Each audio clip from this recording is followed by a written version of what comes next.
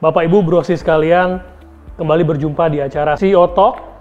Kali ini kita punya narasumber di industri yang sangat menarik, Bapak Suwandi, CEO dari Cashless, perusahaan fintech pertama yang masuk ke lantai Bursa Efek Indonesia. Apa kabar Pak Suwandi?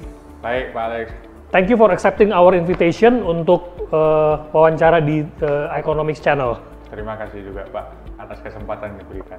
Brosis sekalian, Cashless ini menarik ya. Di antara perusahaan new economy lainnya, mereka memiliki bisnis model yang sangat unik ya, bisa dibilang kayak gitu ya. Ya. Berada di payment gateway, di mana customer-nya adalah merchant-merchant, toko-toko seperti misalnya retail, restoran, kemudian juga toko fashion dan lain sebagainya gitu ya. Dan produk-produknya antara lain yang seperti ini ya. Ya, jadi ini salah satu produk devices yang kita provide ya kepada merchant-merchant kita itu, di mana kita meng-embed platformnya itu untuk penerimaan pembayaran non tunai di dalam satu platform tersebut. Bapak memberikan solusi payment kepada para merchant ini ya, supaya mereka point of sales-nya di kasirnya itu nggak perlu terlalu banyak EDC atau QR, seperti itu kira-kira Pak ya? Benar sekali. Jadi dari Cashless sendiri itu menyediakan produk dan solusi ya terhadap para pelaku bisnis ya. Di merchant ini kita menyediakan platform ya. Platform itu untuk penerimaan pembayaran non tunai yang mencakup kartu kredit, kartu debit. Saat sekarang ini lagi booming juga itu di uang elektronik, baik yang berbasis QR maupun yang berbasis kartu seperti itu. Ya. Produk dan solusi yang kita tawarkan itu sudah terintegrasi dalam satu platform. Efisiensikan dari sisi merchant dalam memaintain transaksi non tunai. Ya. Di mana Bapak terlebih dahulu melakukan dealing dengan issuers, yaitu para pemilik e-money, para banks ya, pemilik kartu kredit, issuer kartu kredit, kartu debit, e-money dan lain sebagainya. Kemudian Bapak melakukan pendekatan kepada merchant-merchant ya. Betul sekali. Nah, di mana merchant-merchant itu ada yang memang mungkin sudah ada EDC-nya dari bank tertentu mungkin gitu. Sudah ada QR-nya gitu ya. Benar. Ada juga merchant yang mungkin belum punya gitu ya. Yes, benar sekali. Kalau belum punya, Bapak langsung datang dengan solusi ini. Benar. Konkretnya kan EDC ini ya. Ya. Di mana itu bisa menerima payment dari berbagai macam issuers ya. Benar. Kalau ke merchant yang sudah punya EDC, itu Bapak bisa substitute ya. Jadi mereka tidak perlu terlalu banyak EDC di meja kasirnya gitu ya. Benar sekali. Jadi kita bisa memberikan sebuah keuntungan bagi merchant juga ya dalam memaintain pembayaran non tunai mereka itu lebih terintegrasi ya daripada harus memaintain terlalu banyak device ya. Mereka hanya perlu memaintain satu device, satu platform, dan sisanya biar Cashless yang menghandle dengan para partner-partner issuer. Iya. Dan pada saat merchant itu sudah punya hubungan dengan bank tertentu, dengan issuer tertentu ya, di kasirnya udah ada EDC gitu, apakah perlu ada negosiasi ulang dengan pihak issuers? Atau semuanya sudah di-handle oleh Cashless? Dari sisi model bisnis sih sudah di-handle dari Cashless sendiri sih. Okay. Ya, jadi merchant juga tidak terlalu terbebani ya untuk negosiasi dengan masing-masing issuer ya, di mana secara integrated Cashless sudah bisa memberikan model bisnis yang hampir sama dan sama lah ya dengan issuers ya. Dengan issuer tersebut gitu. Sepertinya saya belum pernah dengar Pak pemain lain ya yang berkonsentrasi dengan model bisnis seperti ini Pak.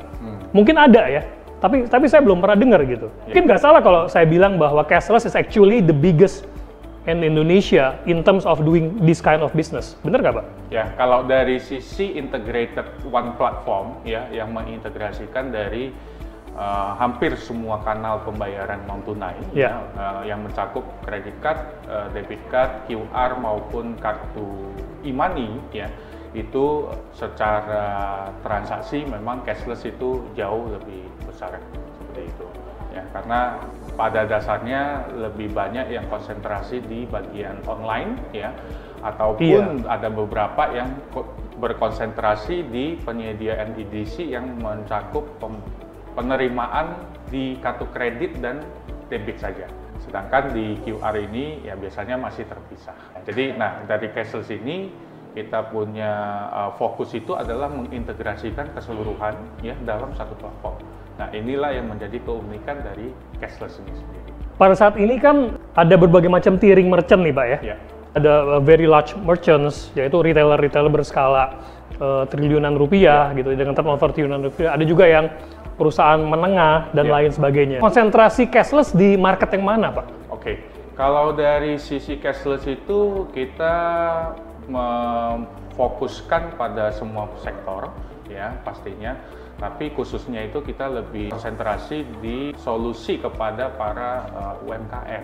Ya. Oh, UMKM? Karena pangsa market UMKM ini sangat besar di Indonesia dan masih banyak sekali yang belum tersentuh dari sisi digital teknologi ini.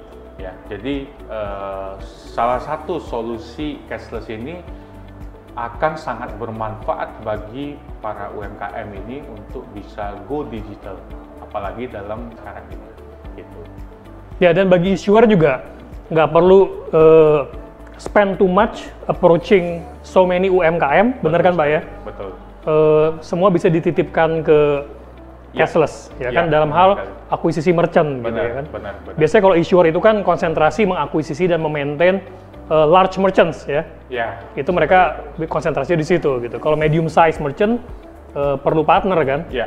Nah, dalam hal ini yang terbesar di Indonesia yang melakukan hal tersebut adalah cashless.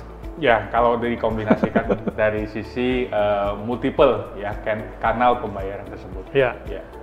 Makanya mungkin you guys, Bapak Ibu, banyak yang belum pernah dengar kali ya, di bursa ada emiten yang namanya cashless. Ya. Saya juga baru dengar berapa bulan terakhir, Pak. Oke. And pretty surprising karena ngobrol dengan beberapa teman-teman juga ya, pengusaha-pengusaha, kemudian juga manajemen dari banyak perusahaan besar. Mereka juga 2 hari ini ya, sebelum saya wawancara Bapak gitu, mereka juga bilang begini, kayaknya pernah denger, tapi mereka nggak tahu persis itu apa gitu, Pak.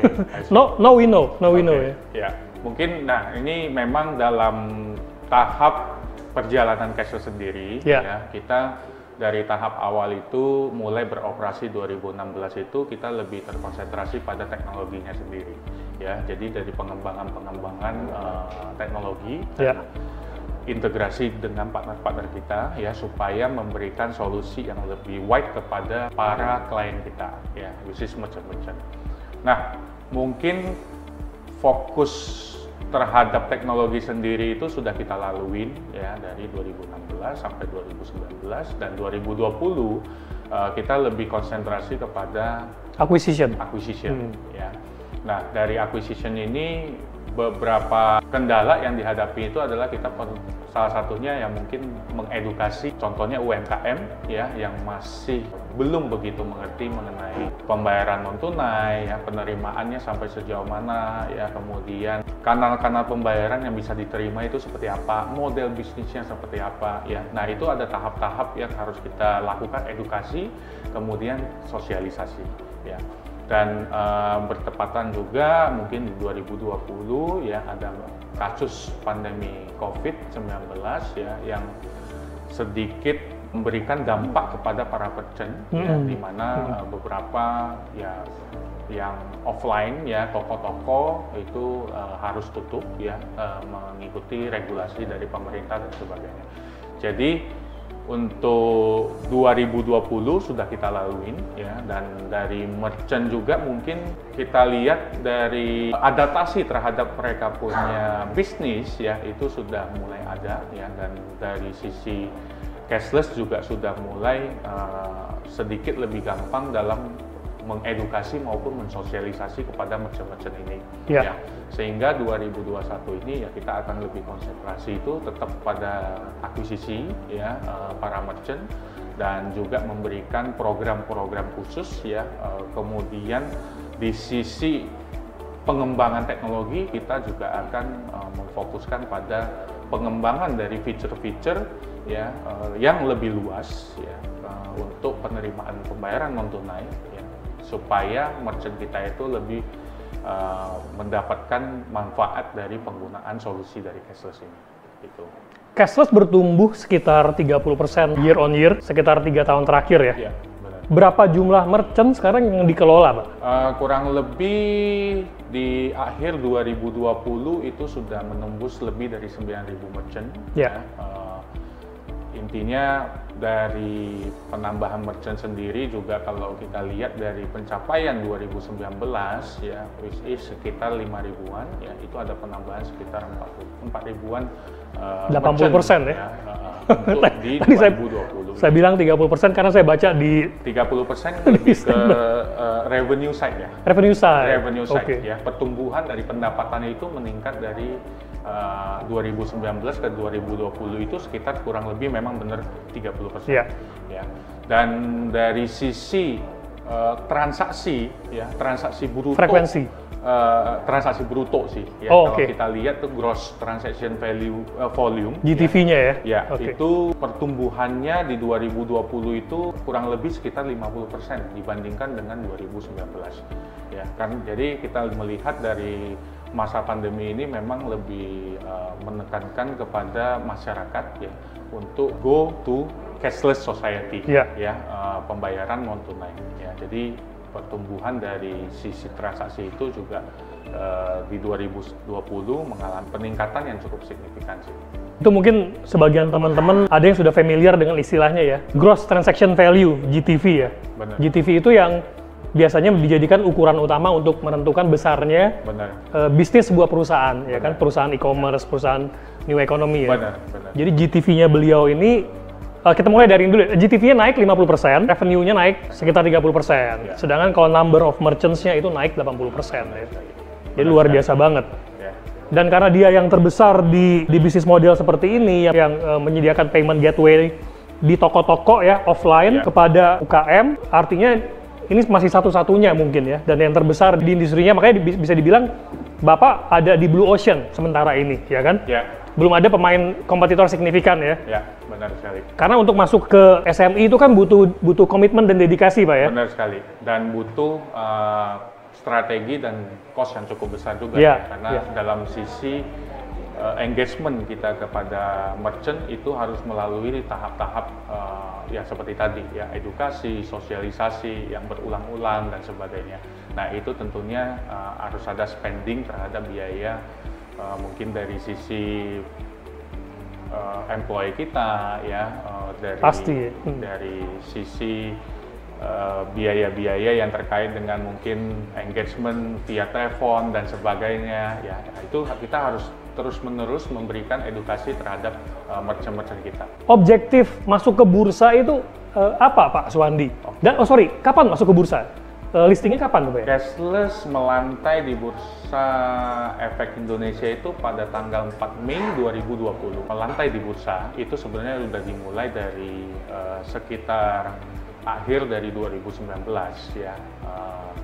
Bisnis kita melihat potensi bisnis dari cashless ini cukup besar ya. Nah, makanya udah lumayan banyak orang yang pernah dengar ya kan? Ya, sebagian masyarakat mungkin sudah pernah dengar juga. Pada saat cashless melakukan IPO ya, itu beritanya cukup besar juga ya.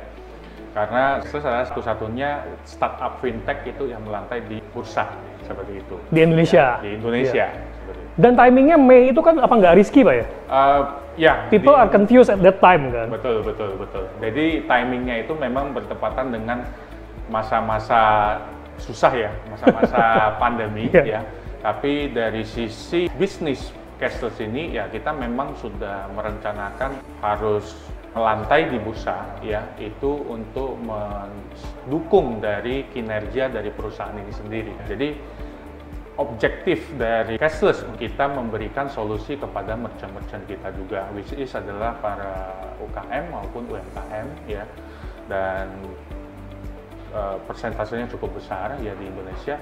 Nah, kita memberikan sebuah kesempatan juga ya, dengan Go Public ini menawarkan ke publik ya, publik ini bisa jadi merchant kita sendiri juga ya, yang tergabung dalam komunitas cashless ya, untuk ikut berinvestasi dalam cashless sendiri, untuk mendukung ya para merchant-merchant kita itu untuk bisa ya berinvestasi ya di cashless, sekaligus juga menikmati dari solusi dan layanan yang di-provide oleh cashless itu sendiri. Saya rasa Mei 2020 not too bad, Pak ya.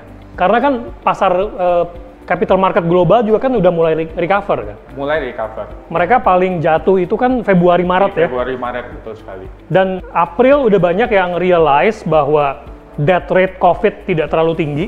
Ya kan, memang penyebarannya cepat sekali, tapi death rate tidak terlalu tinggi.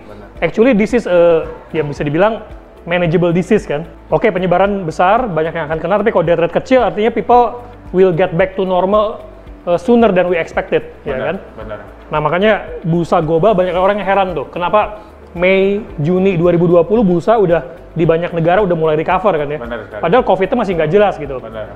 Tapi a lot of people itu udah bisa ngebaca trennya, ya kan? Ya. Kalau COVID nih kayaknya nggak semematikan yang diperkirakan gitu, ya nggak? Within 2 years akan balik gitu. Ya. Makanya you go ahead with the go public kan, Pak? Benar. Jadi dari market udah oke ya, lumayan ya. Ya, kita lihat dari sisi Indonesia ya, itu memang pada masa Maret dan April itu adalah titik awal itu yang paling berat bagi kita ya untuk adaptasi terhadap pandemi ini. Tapi seiring berjalannya waktu dari pemerintah juga sudah berperan aktif ya dalam mendukung, salah satunya itu terhadap perusahaan-perusahaan ya yang ingin berkembang ya. Itu ya kita memang awalnya itu direncanakan pada saat April ya melantai di bursa, tapi karena kondisi pandemi ini ada sedikit delay ya, setelah berdiskusi dengan otoritas bursa juga ya kita delay ke awal Mei di 2020 gitu. Jadi timingnya itu memang sudah mulai recover ya dari arahan dari bursa sendiri juga. Timing yang cukup tepat untuk kita bisa melantai di bursa di bulan Mei itu. Ngobrol-ngobrol mengenai cashless lifestyle, Pak, cashless penetration di Indonesia, seberapa jauh kita dibandingkan dengan negara maju, dengan negara barat, dengan China mungkin gitu? Nah, kalau dari sisi cashless ya terhadap masyarakat Indonesia, memang kalau dari sisi persentase ya penduduk Indonesia yang menggunakan cashless ya itu mungkin tidak sebesar dari negara-negara maju ya, tapi kalau dari sisi tren ya kita lihat bagus sudah berkembang tahun ke tahun ya.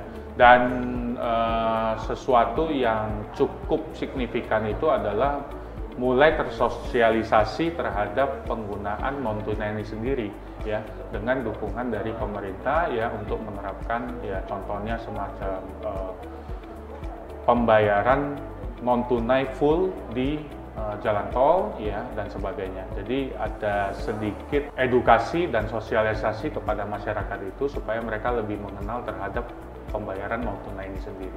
Objektivitas dari cashless sendiri untuk go public ada tambahan terhadap sisi rencana ya terhadap mengakuisisi sebuah perusahaan ya yaitu Sopot Teknologi Indonesia.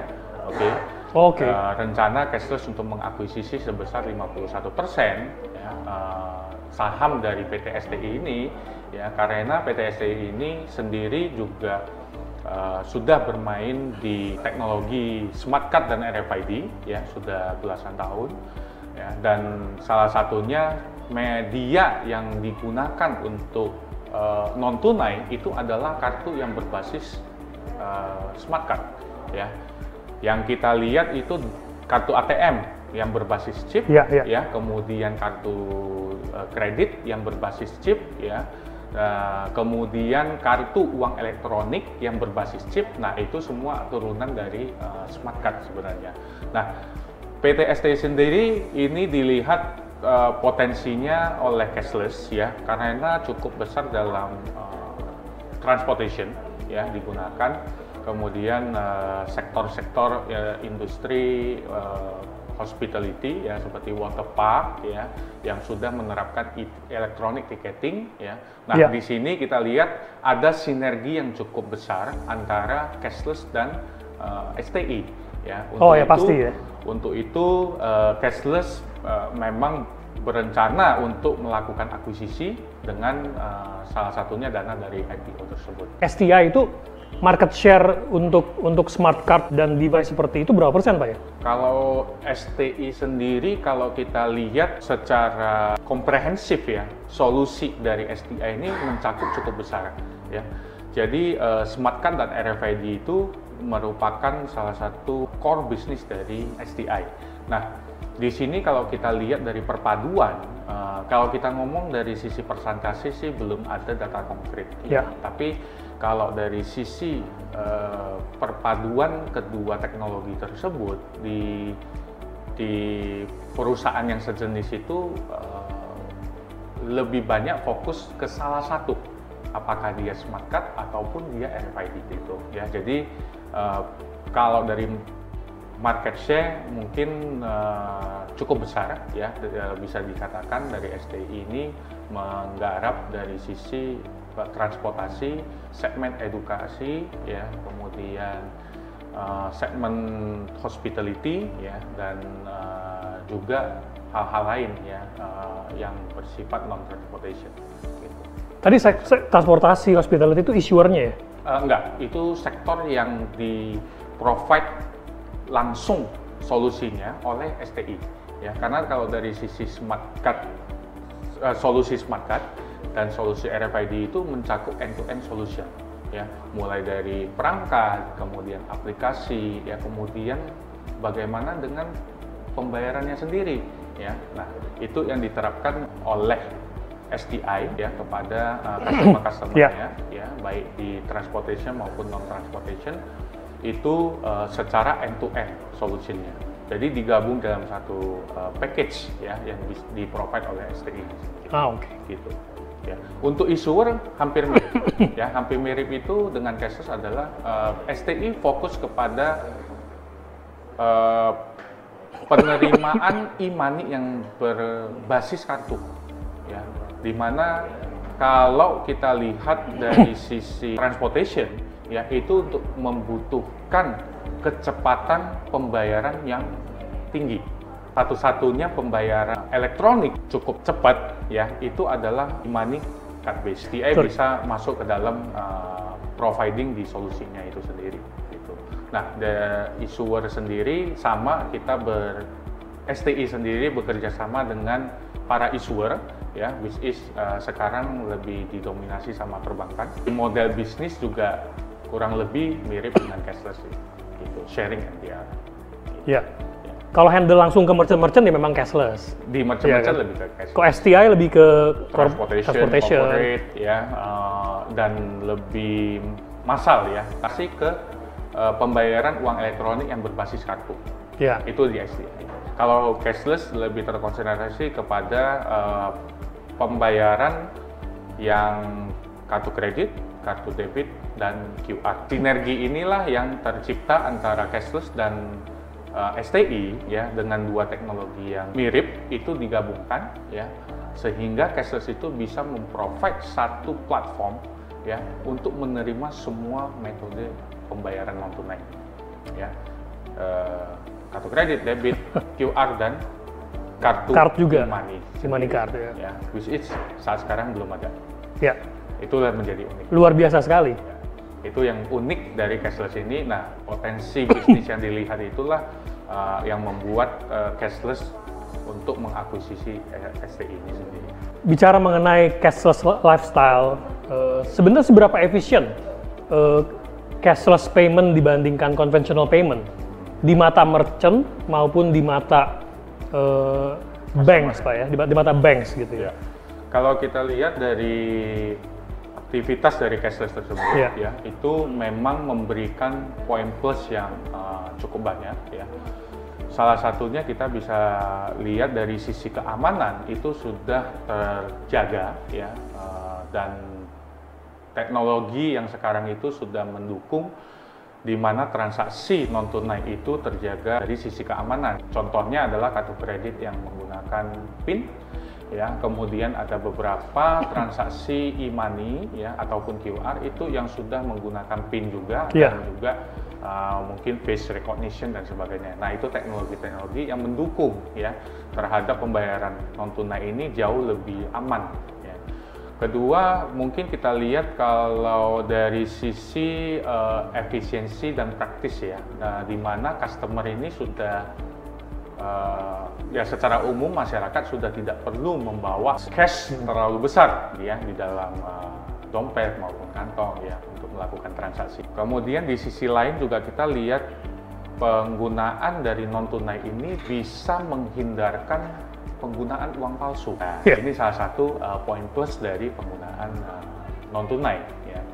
Dan dari sisi Bank Indonesia, ya, itu juga bisa melakukan efisiensi dari anggaran untuk cetak uang kertas tersebut.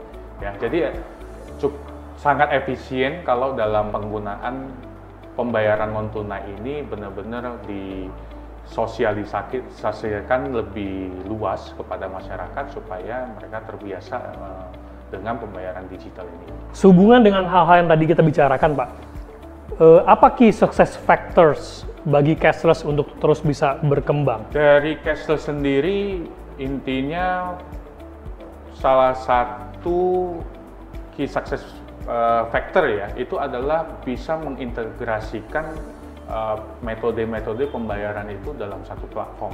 Dari key success factor cashless ini adalah memberikan sebuah solusi ya terintegrasi ya, di mana kita mengintegrasikan berbagai metode pembayaran non tunai di dalam satu platform. Ya, itu memberikan manfaat yang lebih kepada merchant dan juga kepada customer, kepada masyarakat, di mana preferensi customer untuk menggunakan sumber dana mereka itu lebih luas ya dari solusi yang di-provide oleh cashless ini. Ya, jadi kita menerapkan sebuah platform itu untuk mendukung pembayaran non tunai ini jauh lebih besar ya, yang memberikan dampak ya peningkatan ekonomi secara global ya. Nah, kedepannya dalam 1 atau 2 tahun ke depan, kira-kira bagaimana perkembangan atau apa yang akan terjadi dengan penetrasi cashless atau lifestyle cashless di Indonesia, Pak? Dari sisi penggunaan retail maupun korporasi. Nah, dari sisi masa pandemi ini kita udah belajar ya. Kita udah belajar itu mengakselerasi pembayaran digital ya. Itu yang awalnya direncanakan itu di beberapa tahun kemudian itu diakselerasi ke saat sekarang ya. Jadi penetrasi terhadap penggunaan dari pembayaran digital itu akan sangat pesat pertumbuhannya dalam 1-2 tahun ke depan ini. Ya. Disinilah kita melihat bahwa dukungan dari pemerintah itu sangat berperan aktif ya, dan sangat membantu ya, di mana harus kita lakukan edukasi lebih luas ya, kemudian sosialisasi lebih luas kepada masyarakat supaya mereka mengerti dalam penggunaan pembayaran digital ini sendiri. Gitu. Ya, jadi dalam 1-2 tahun ke depan ini pasti prediksinya itu akan meningkat sangat signifikan ya di sisi pembayaran non tunai. Gitu. Dan beruntung sekali cashless menjadi salah satu pemain pertama dan mungkin terbesar di kategorinya pada saat ini ya, karena barang siapa yang masuk market pertama kali dan bisa menciptakan sinergi dengan para pelaku juga tentunya bisa menciptakan entry barrier ya. Karena kalau industri seperti ini kan entry barrier itu penting kan, Pak ya. Betul. Kita yang pertama kali mengeducate the market, kita yang pertama kali masuk ke UKM, menyediakan cashless platform bagi mereka. Tentu kita berharap bahwa ada entry barrier ya kan ke depannya. Benar.